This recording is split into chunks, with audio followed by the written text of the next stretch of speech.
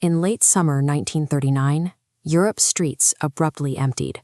The invasion of Poland had begun, dragging the globe into the deadliest conflict in human history. As invading forces pushed aside border barriers and marched through towns, ordinary civilian life evaporated. Parents were separated from their families, and entire neighborhoods were reduced to rubble in a matter of days. The youngest victims bore the heaviest toll. Thousands of Polish children suddenly found themselves orphaned, terrified, and uprooted, shipped off by railcars to endure freezing conditions in distant labor camps. Eventually, some of these refugees were released, but they had nowhere to go. Immersed in their own wartime survival, most nations simply locked their gates to the displaced. The international geopolitical system was entirely focused on troop movements and supply chains. The people who had lost the most were left completely on their own. When the immediate neighbors refuse to help, salvation has to come from further away, in this case, nearly 4,000 miles away, on the warm, sunny coast of Gujarat, India.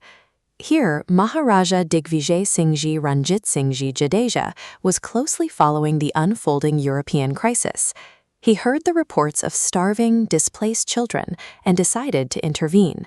His motivation was rooted deep in an ancient Indian philosophical tradition, Atiti Devo Bhava, which translates roughly to, "the guest is God."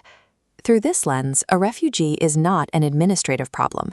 A person arriving at your door seeking shelter is a sacred guest, deserving of the highest level of care and respect.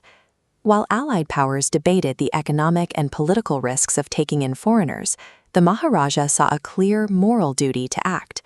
Between 1942 and 1946, the Maharaja established a permanent home for approximately 1,000 Polish orphans within his own state. Transporting traumatized children from Europe to India required a massive, coordinated effort.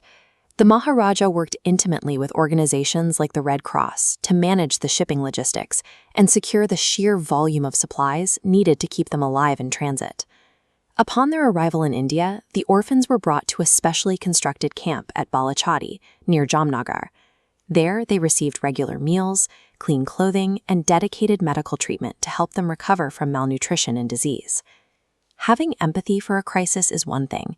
Keeping 1,000 children alive across continents requires transforming that emotion into rigid, exhausting logistical execution. Once their physical survival was secured, the Maharaja focused on something much harder to rebuild.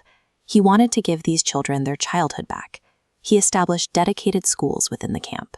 Rather than erasing their past to fit into Indian society, the curriculum was designed specifically to help them preserve their native Polish language, culture, and traditions.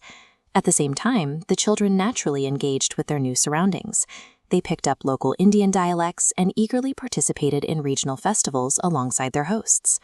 Outside the classroom, the language barrier gradually thinned during daily games and shared meals, as the refugees and local residents navigated a new, common life on the grounds of Balachadi.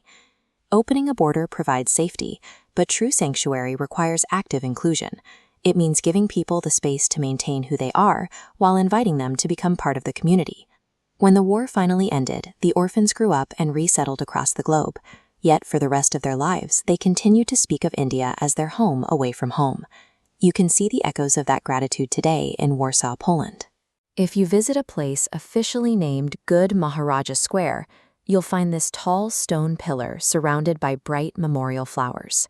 It stands as a permanent, physical thank you note from the Polish nation to an Indian leader, a gesture of respect that spans multiple generations. We usually think of international relations in terms of trade tariffs and defense pacts, but the strongest ties between nations are often forged by individuals who simply choose to help. You don't need to be royalty to practice Atiti Devo Bhava.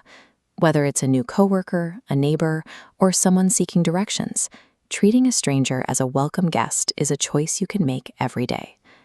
By treating refugees as sacred guests, the Maharaja's actions permanently linked two distant cultures, showing that the choice to protect the vulnerable can turn strangers into a community.